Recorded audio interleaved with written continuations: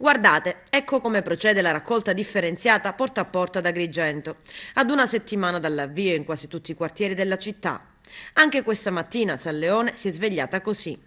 I cassonetti non ci sono più, ma restano le montagne di spazzatura, come vedete non differenziata.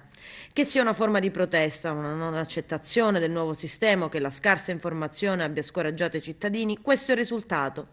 E a pagare i costi aggiuntivi di queste discariche a cielo aperto saranno sempre gli stessi agrigentini. E quella che ne esce fuori è un'immagine a dir poco indecorosa. Città dei Templi, candidata a città della cultura 2020, ma oggi è un focolaio di vergogna, che costerà caro ed amaro, insieme al 1,5 milioni in più che gli agrigentini si troveranno in bolletta per la gigantesca quantità di rifiuti provenienti dagli altri comuni che già avevano iniziato a differenziare. Nella distribuzione dei kit, invece, si cambia ancora. Dopo lo stop dovuto all'attacco alieno, si riparte da lunedì. Prima di tutto, quello che in prima battuta era stato definito un attacco informatico si è poi rilevato essere solo un crollo del sistema che gestisce la registrazione dei mastelli.